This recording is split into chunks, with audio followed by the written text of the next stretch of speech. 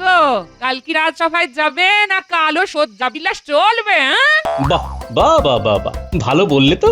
শয্যাবিলাস না, আমার সাথে থাকতে থাকতে তোমার মাথাটাও বেশ খোলতাই হচ্ছে।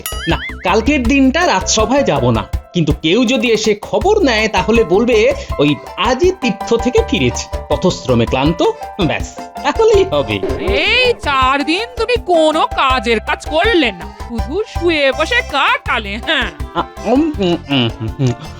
আর এই শুয়ে বসে থাকাটা একটা কাজ গিন্নি, তাতে তুই আজকেও তো এলো না, তুমি কি কিছু জানো? না মহারাজ। মহারাজ, আমার মনে হয় লোক পাঠিয়ে গোপালের খবর নেওয়া উচিত। ওর জন্য আমার মনটা কিরকম ছটফট করছে। ঠিক বলেছ বিজ্ঞানী, আমারও গোপালের জন্য মনটা কেমন করছে। প্রহরী, প্রহরী, শোনো প্রহরী, তুমি এক্ষুনি গোপালের বাড়ি যাবে, খবর নিয়ে আসবে গোপাল রাজসভায় আসেনি কেন। যথাজ্ঞা মহারাজ।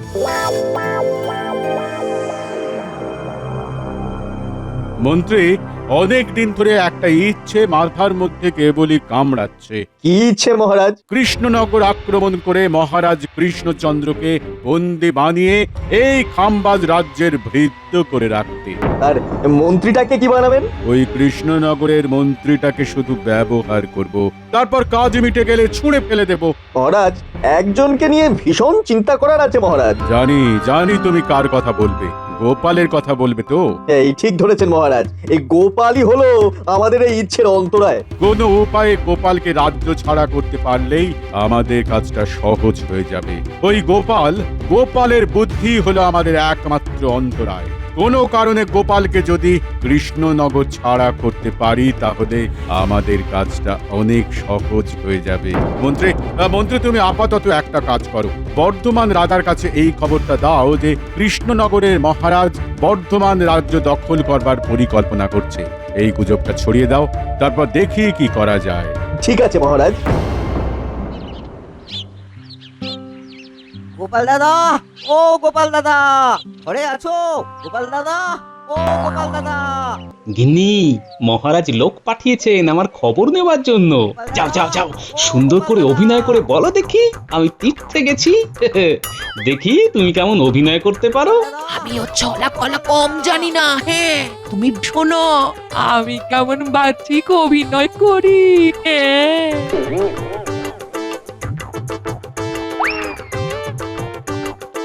গোপাল দাদা, ও গোপাল দাদা, তুমি কি ঘরে আছো? এ ভাই, ও তুমি? প্রণাম গিন্নিমা, মহারাজ গোপাল দাদার খবর আনতে পাঠিয়েছেন।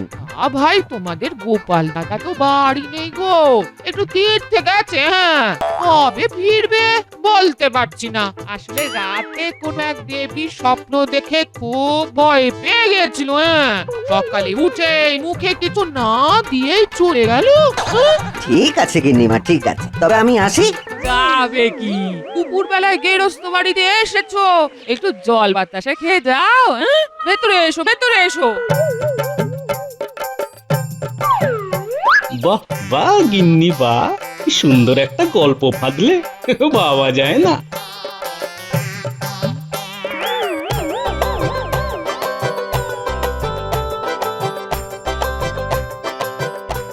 বোকা শোকা দেখতে হলে কি হবে, না আমার বউটা বেশ চালাক চতুর, ঘরের ভেতর ঢুকিয়ে প্রমাণ করে দিলে যে আমি ঘরে নেই। এই নাও জল আর বাতাস। হ্যাঁ, নাও নাও। প্রণাম গিন্নিমা।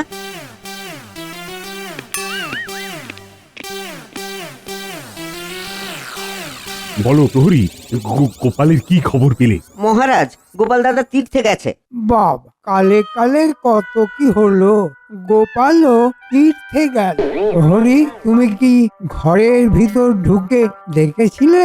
আমি ঢুকবো কি, গিন্নিমা তো ঘরের ভেতর ঢুকিয়ে বসিয়ে বেশ আদর করে ঠান্ডা জল আর গুড়ের বাতাসা খাইয়ে তবে ছাড়লো। ঠিক আছে, খবর পাওয়া গেল যে গোপাল সুস্থ, এতেই আমি খুশি। গোপালের এই না বলে যাওয়াটা একদম সমর্থনযোগ্য না।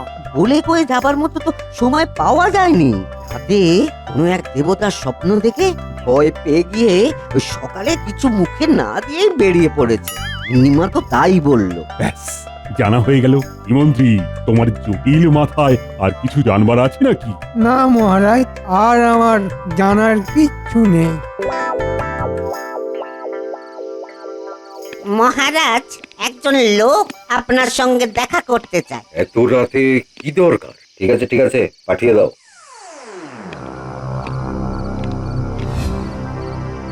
কি বলতে চাও বলো আগন্তুক। মহারাজ, একটা খবর দিতে এসেছি। আমি আসছি কৃষ্ণনগর থেকে। আমার নাম গজুপতি। কৃষ্ণনগর থেকে? মহারাজ কৃষ্ণচন্দ্র রায়ের শরীর কুশল আর মঙ্গল আছে তো? মহারাজ, সবাই ঠিক আছে, কিন্তু আপনি ঠিক নেই। আপনার বিশ্বাস সরলতার সুযোগ নিচ্ছে ওই মহারাজ কৃষ্ণচন্দ্র রায়। বলছো কি তুমি আগন্তুক? তুমি জানো কার সম্পর্কে তুমি কথা বলছো আমার কাছে?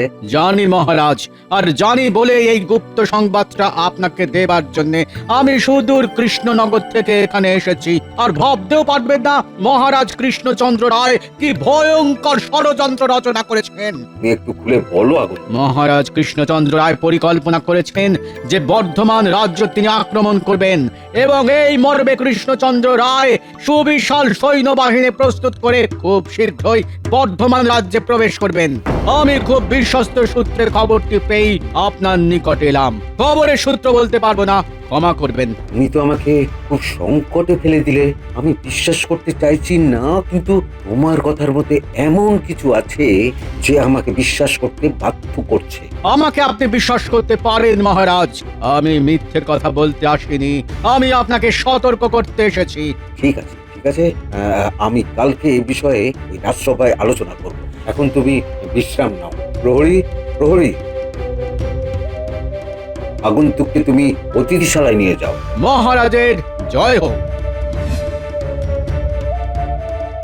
মহারাজ কৃষ্ণচন্দ্র রায়, তুমি বন্ধুত্বের এই দাম দিলে? ছি ছি ছি ছি ছি ছি ছি ছি ছি।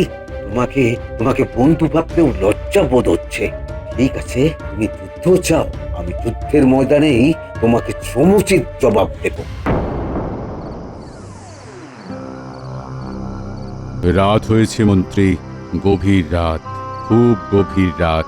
তোমার পাঠানো গুপ্তচর ঠিক করে কাজ করতে পারবে তো?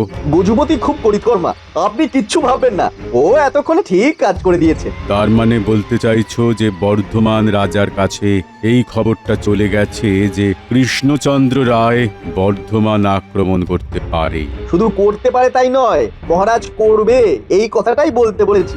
আপনি শুধু সময়ের অপেক্ষা করুন। কাল কৃষ্ণনগরে গিয়ে গজুপতি ঠিক উল্টো কথাই বলবে, আর গোপালের সম্বন্ধে খবর নিয়ে আসতে বলেছি। এতদিনে তুমি সত্যি মন্ত্রী হবার পরীক্ষায় উত্তীর্ণ হয়েছো। এবার নিশ্চিন্তে নিদ্রা যেতে পারি। যাও মন্ত্রী, তুমি তোমার কক্ষে গিয়ে বিশ্রাম নাও, যাও। যথা আজ্ঞা মহারাজ।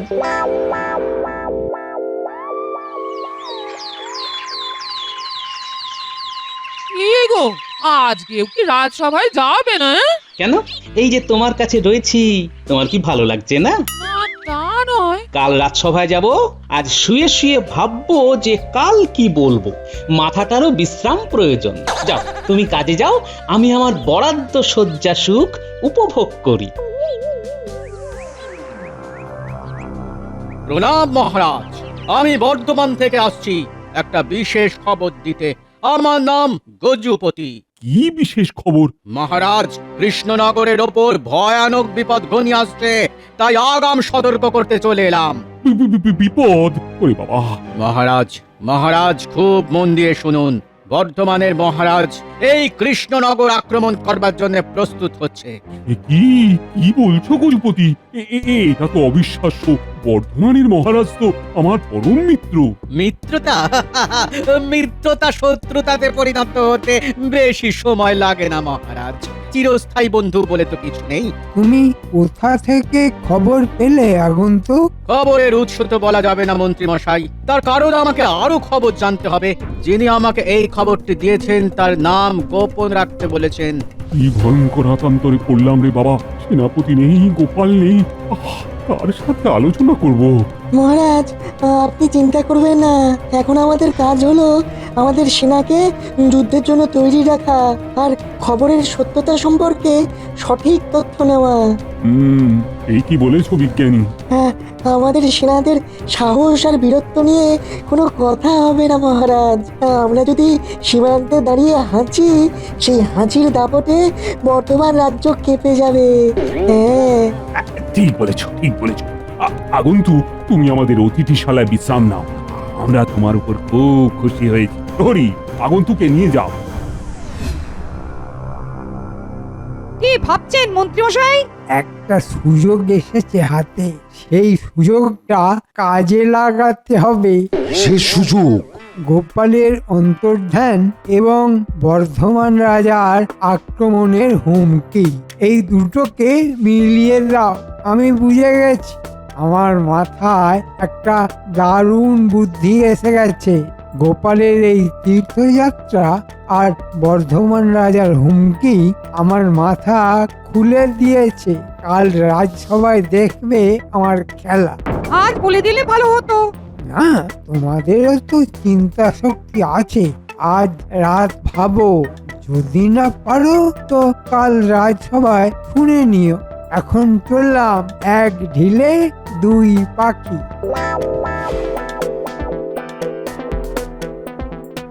মন্ত্রী মশাই কি এমন ভাবলেন যে একেবারে নাচতে নাচতে যাচ্ছেন? আর মানে এমন কিছু ভেবেছেন যে এক ঢিলে দুই পাখি মারবেন? একটা তো গোপালের অপসারণ, আর অপরটা কি হতে পারে ভাবতে হবে।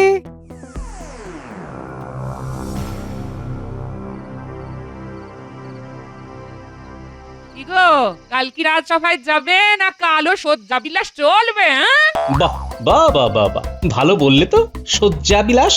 না, আমার সাথে থাকতে থাকতে তোমার মাথাটাও বেশ খোলতাই হচ্ছে। না, কালকের দিনটা রাজসভায় যাব না, কিন্তু কেউ যদি এসে খবর নেয় তাহলে বলবে ওই আজই তীর্থ থেকে ফিরেছি, পথশ্রমে ক্লান্ত, ব্যাস তাহলেই হবে।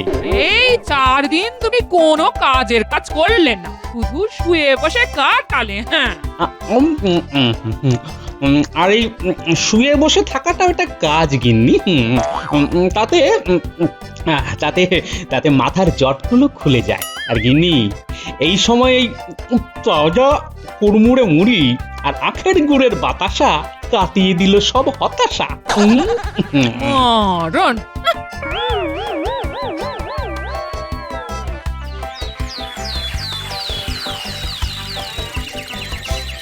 কাল সারা রাত ধরে চিন্তা করে কিছুই বার করতে পারলাম না।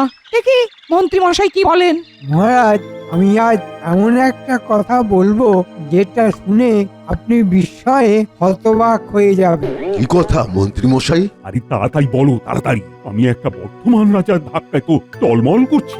এবার যে কথাটা বলবো সেটা শুনে ধরাশায়ী হয়ে যাবে। মানে? মহারাজ, গোপালের তীর্থযাত্রা সম্পর্কে খবর এসেছে। গোপাল বর্ধমান রাজার কাছে তীর্থযাত্রা করতে গিয়েছিল। মানে মানে কি বলছো বলো তো তুমি?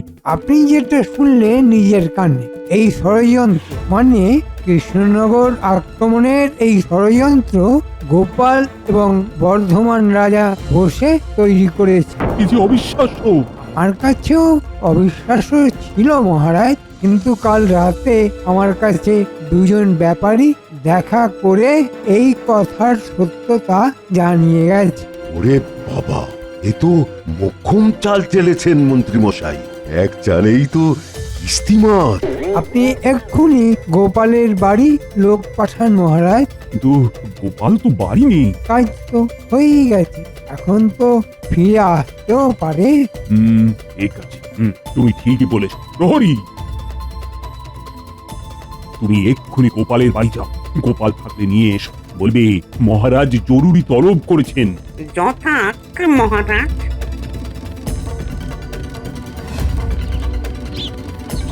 গোপাল দাদা, ও গোপাল দাদা, গোপাল দাদা। কে? প্রহরী ভাই, দাঁড়াও, আসছি। এইমাত্র আমি তীর্থযাত্রা থেকে এলাম। বলো ভাই, কি দরকার? মহারাজ এক্ষুনি আপনাকে ডেকেছেন। ঠিক আছে চলো যাচ্ছি। গিন্নি আমি রাজসভায় যাচ্ছি। দেখো দেখো কি আবার ঘটলো, কেন জরুরি তলব? দেখি কি ঘটলো, চলো প্রহরী ভাই।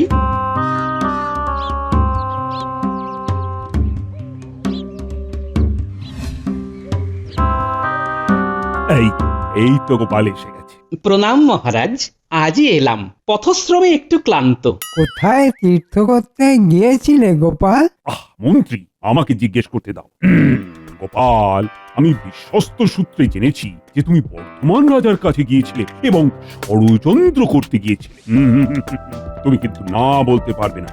বর্ধমান থেকে গজুপতি বলে এক সজ্জন এসে বলেছে যে বর্ধমানের রাজা কৃষ্ণনগর আক্রমণ করতে চায়। আমি ষড়যন্ত্র? কি বলছেন মহারাজ? তাহলে তোমাকে প্রমাণ দিতে হবে কোন দেবতার স্বপ্ন দেখে কোন দেবতার আশ্রয়ে তুমি পুজো দিতে গিয়েছিলে। এই রে, আমার অবর্তমানে মন্ত্রী নিশ্চয়ই কিছু চাল চেলেছে। আর তুমি চুপ কেন? এই মুহূর্তে চুপ থাকাই ভালো, কারণ আমি যদি বলি আমি ঘরে ছিলাম তাহলে মহারাজ বিশ্বাস করবে না। তোমার নীরবতাই আমার প্রশ্নের উত্তর দিয়ে দিয়েছে। তার মানে তুমি এই ঘৃণ্য ষড়যন্ত্রের সাথে যুক্ত। না না না না না না না, আমি আর তোমার মুখ দেখতে রাজি নই। তুমি আজ এই মুহূর্তে এই রাজ্য থেকে চলে যাবে। মহারাজ আমার কি দোষ সেটাই তো বুঝলাম না। অভাগা জানিল না, বিচার হইয়া গেল। মহারাজ আমি বুঝিয়ে বলছি, আপনি শান্ত থাকুন। নির্ঘাত সরল সাদা মহারাজকে কেউ কোনো মিথ্যে কথা বলে আমার প্রতি খেপিয়ে তুলেছে। শোনো গোপাল, বর্ধমান রাজা ঘোষণা করেছেন যে তারা কৃষ্ণনগর আক্রমণ করবে। একজন শুভানুধ্যায়ী এসে সেই খবর দিয়ে গেছে এবং আমার কাছে খবর আছে যে তুমি এই ষড়যন্ত্রে আছো। তুমি চলে যাও গোপাল। বেশ বেশ মহারাজ, আপনাদের যখন তাই ইচ্ছে আমি চলে যাব মহারাজ। কেউ চলে যায় ভালো থাকার জন্যে, যেমন গোপাল, আর কেউ থেকে যায় ভালো করার জন্যে, যেমন আমি। প্রণাম মহারাজ, আমি আসি। বেচারা গোপাল, ওকে মন্ত্রী ইচ্ছে করে ফাঁসিয়ে দিল। আমি এখন মুক্ত মহারাজ। এতদিনে আপদটা বিদে হল। ঝিনুকের মধ্যে যে বন্দি সে নাকি মুক্ত।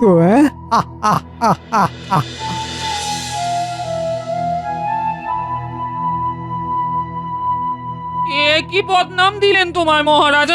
দেখো, বদনামের দাগ যখন লেগেছে তখন সেই দাগ তোলার দায়িত্ব আমার। গিন্নি, একটা গুজব রটেছে বুঝলে, আর সেই গুজবে মহারাজ কান দিয়ে নিজের সর্বনাশ করতে চাইছেন। আমি এখন চললাম, তুমি এখানে থাকো, আমি ঠিক 3 দিন পর ফিরে আসব। সে কি, তোমাকে তো কৃষ্ণনগর থেকে তাড়িয়ে দিয়েছে? সেটাই তো, এর মধ্যে তো একটা ফসকা গেরো আছে গিন্নি, সেটা ধরেই ফিরে আসব। এখন চলি, এখন আমার অনেক কাজ। বর্ধমান মহারাজের কাছে যাব, কিছু উপহার কিনতে হবে, আর কেউ যদি জানতে চায় তাহলে বলবে ওই গোপাল যেদিকে দু চোখ যায় সেদিকে গেছে, বুঝলে? বুঝলাম।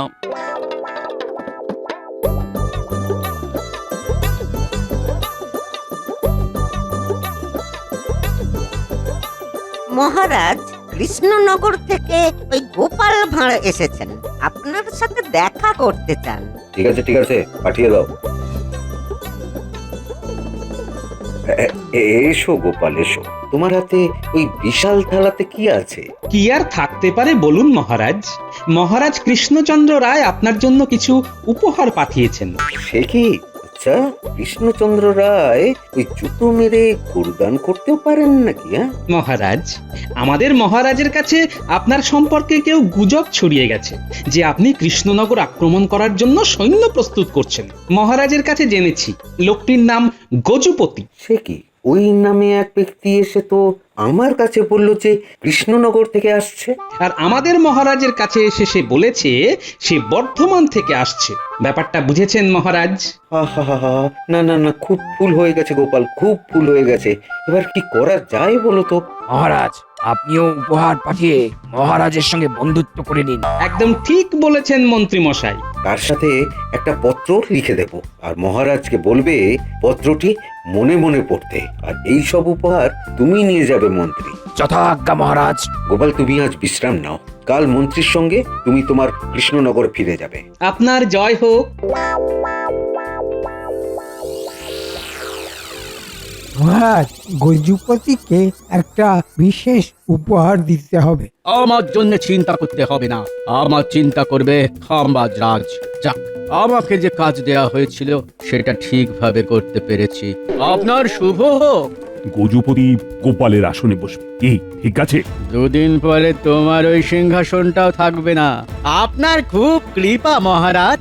মহারাজ, ওই বর্ধমান রাজার মন্ত্রী এবং গোপাল দুজনেই আপনার সাক্ষাৎ প্রার্থী। মানে ঠিক আছে, ওকে আসতে দাও। তারপর রাজাজ্ঞা পালন না করার জন্য গোপালকে কারাগারে নিক্ষেপ করবে। আপনার জয় হোক মহারাজ। তোমার এত সাহস যে তুমি আমার আদেশকে বুড়ো আঙুল দেখিয়ে ফিরে এলে। আমি তো আপনার আদেশ পালন করেছি মহারাজ, আমি তো চলে গেছি। আপনি বলেছিলেন এই রাজ্য ছেড়ে চলে যেতে, কিন্তু মহারাজ ফিরে আসতে তো বারণ করেননি।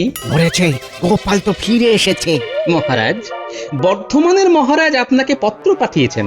মহারাজ, আপনার উপহার আমরা গ্রহণ করেছি, এবার আমাদের উপহার আপনি গ্রহণ করুন।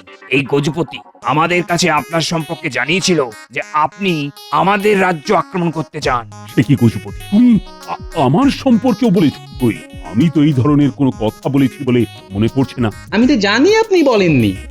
আপনি বলতে পারেন না, কারণ আপনি তো একটা কথাই বলেন, যুদ্ধ নয় শান্তি চাই। রে, এবার তো নয় শুলে চড়বো, নয় কারাগারে ঢুকবো। আগে ভাগে ক্ষমা চেয়ে নি। মহারাজ, মহারাজ, এ খাম্বাজ রাজার কাজ, আমি নিমিত্ত মাত্র। নিমিত্ত হও আর যাই হোক, তুমি গুজব ছড়িয়েছিলে। মহারাজ, এই গুজব ছড়ানোর জন্য এই পাজি লোকটার শাস্তি হওয়া উচিত। সেই প্রহরী এই গজুপতিকে কারাগারে রেখে এসো। আর গোপাল কাকে কান নিয়ে গেল বলে কাকের পেছনে দৌড়ানোটা খুব ভুল হয়েছে। এবার আমি প্রমাণ করতে পেরেছি তো মহারাজ যে আমি বেঈমান নই। আমার দোষ ক্ষমা করো গোপাল, আমি জানি তুমি নিজেকে নির্দোষ প্রমাণ করতে নিজের দায়িত্বে উপহার কিনে বর্ধমান রাজার কাছে নিয়ে গেছো। এ আমার কর্তব্য মহারাজ, আজ আমি খুব খুশি। প্রণাম।